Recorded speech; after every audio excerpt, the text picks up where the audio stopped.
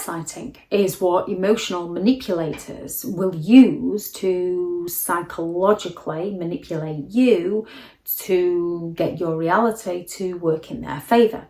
Gaslighting is where the gaslighter is going to make out what you said, what they said, what you saw. They didn't say, you didn't see. Or what they didn't say, what you didn't say, what didn't happen.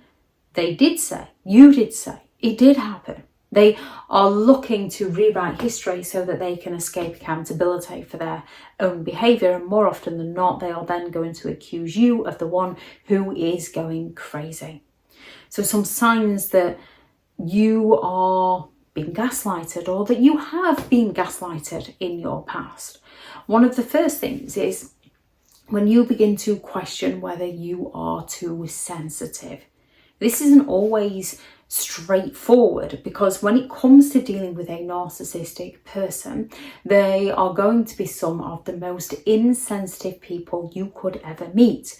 So they are going to mess around with you. And when you say, hey, that's a little bit too much, you're starting to hurt, they're going to turn around and claim that you're the one that can't take a joke, and then they're going to fall silent on you, so you feel bad because they were just having a bit of fun after all. They provoke the emotion they need within you to blame you, and as you feel that emotion and take responsibility for your own emotions, you question yourself and not their behaviour. So they will go all out to mock you in front of other people, to have a laugh at your expense. Now, a narcissistic person can simply do absolutely nothing for you. And then when out in front of strangers, impressing other people, they can stand there exaggerating everything they do for you, which naturally can offend you. And if you try to say, hey, you don't do that, they find a way to put you down to heal their own narcissistic injury. And then because they feel resentful and angry that you dared to speak out for them, they're going to chip away at you and hurt you until you are left in agony and in tears and heartbroken and trying to speak to them. And they're going to turn around and accuse you of being the one that's too sensitive. Because you are feeling very sensitive at that moment, because they know exactly what to use against you, you question your sensitivity and not their insensitivity. When you start to question if you're becoming insecure, narcissistic people are not looking to make you feel secure unless it's in the love bombing and it works in their favour. Then they're going to do all sorts of things to you to make you feel like the most insecure person ever. They're going to fail to inform you of things. They're going to turn up late. They're going to hide their phone. They're going to cause that intrigue. They're going to get you to question and doubt what is happening. And then when you go to them for answers, they're going to accuse you of being insecure. Or they're going to accuse you of having the trust issues that they've provoked within you, because they lack the empathy to care to discuss these things with you. They're going to get you to a point where you're the one that's questioning if you are going crazy. A narcissistic person, if they know that you're about to go for a job interview, they don't want to see you do well unless it benefits themselves. So if they know you're going, they're going to purposefully hide something that you need for that interview and then go right ahead and help you look for it. And then they'll find it late and expect eternal gratitude that they found it for you. They're going to gaslight you, they're going to confuse you, they're going to cause that stress and that sleep deprivation, they're going to cause that paranoia within you, that intrigue within you. And then because you're living two different realities, the reality that they sold you, you actually live in three different realities, because you're living the reality that they sold you of what it would be, the reality of what it actually is, and the reality that they're gaslighting you into believing it isn't what it actually is, which causes that cognitive dissonance and that confusion, which leads you to believe that you're the one that's going crazy. And if you believe you're going crazy, sometimes you have to find out the people who you are around. and figure out, before you start questioning if you're losing your sanity, first you need to make sure that other people aren't gaslighting your reality. Another sign that you're being gaslighted is you begin to lose your self-confidence. Narcissistic people are some of the least supportive people you could ever meet because they're envious of you. They don't want to see you doing well. They want to see you fail. The only time they want to see you do well is if they can use it against you for their own advantage, if they can take the credit or use it to punish somebody else. Yet they're not. They're arrogant. The grandiose narcissist will just come out and say, you can't do that. You're not capable of doing that. The more covert is going to plant those seeds of self-doubt, and they're going to say, well, who's going to look after the children? Who's going to do this? They're going to put obstacles in the way to make it feel like it was your idea to not do something.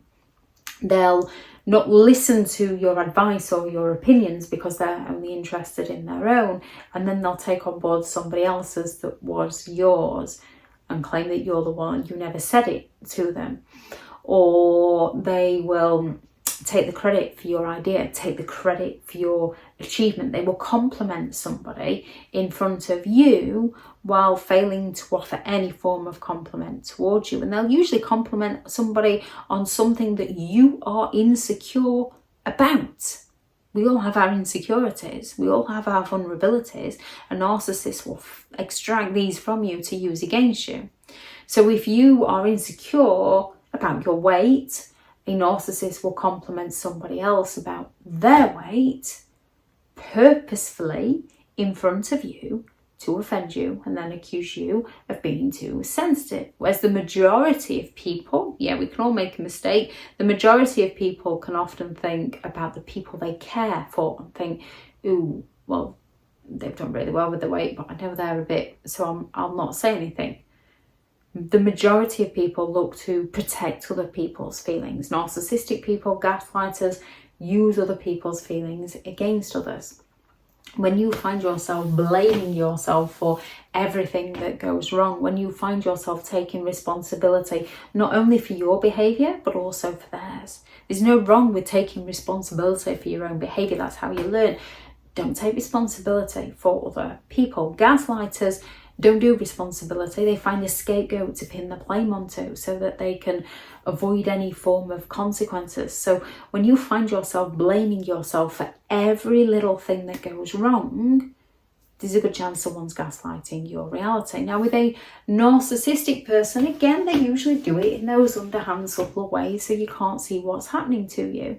Even to the point where if you know something isn't your fault and you speak out to them, you call them out on it, they turn around and say, oh, I knew it would be my fault. I forgot you were perfect. So then you're the one that's feeling bad for calling them out. Apologising often for things that you haven't even done. And when it goes into other areas of your life and you find yourself apologising to other people and what you're apologising for. There's nothing wrong with saying sorry when you've made a mistake, so long as you are remorseful, recognise the damage that you've caused, have a willingness to repair that damage and not make the same mistake again. Narcissistic people tend to not do this. They don't take responsibility. They don't feel remorseful. They don't particularly want to repair the damage. They just want to escape consequences. And once they've earned your forgiveness, they will repeat their behaviour to hurt you all over again. Narcissistic people get you walking on eggshells. So how you made their meal one night might have been absolutely perfectly fine, yet you make the exact same meal the week after and it's wrong.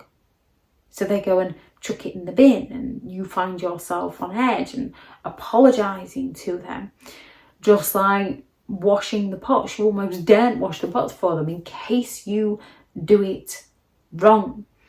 We can all have those expectations, we can all have those differences, and we can all have that open communication. With a narcissistic person, you can't have that communication. They're not interested. You must apologise to them for the things they're doing to you. When you find yourself second guessing yourself, when you find it difficult to make a simple decision.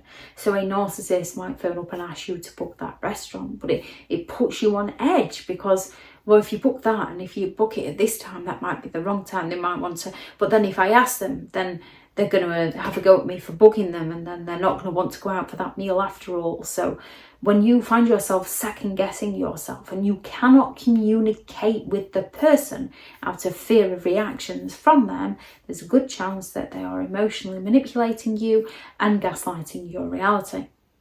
Which is when you're too afraid to speak up for yourself, when you're too afraid to speak up about what's happening, when you're too afraid to have an opinion or a feeling or a thought, because you're going to get attacked by them.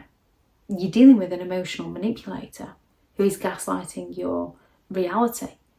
Now, in the world, we have people with different opinions and people with different experiences and different backgrounds and different knowledge. So we can have a theory as such, and it can be looked at and it can be criticised, and we can feel a bit like, ooh. However, the majority of people can recognise that, yeah, maybe I was right, maybe I was wrong, and work through it and explore it. A narcissistic person is arrogant, so they are going to shoot you down to feel better about who they are as a person. When you're becoming more forgetful, when you're being gaslighted, you naturally become more forgetful due to all the stress that your mind is under. So you naturally become more forgetful. And as they're telling you you're becoming forgetful, and you know you're becoming forgetful, you believe in their lies and not what they're actually doing to you. So when you're becoming more forgetful around a certain person, it's having a negative impact on your brain, and they could be gaslighting your reality. They could be emotionally manipulating you. When you can't do anything right, when you just, even asking them if they've had a good day or saying good morning can backfire badly on you. When you just feel like you can't do right for doing wrong, and you start to give up on yourself, and then they start accusing you of being lazy and boring and crazy. When you've gone into that survival mechanism, you've fawned for so long that you've just gone into yourself, and you're taking light out of the situation. You're kind of disassociating from what's happening to you, because they're going to turn around and accuse you of everything that's gone wrong. They're going to accuse you of not being able to do anything right. So when you begin to question that you cannot do anything right, there's a good chance you're around an emotional manipulator who is gaslighting your reality. Any signs you notice that you are around a gaslighter, please do add those into the comments for those reading through.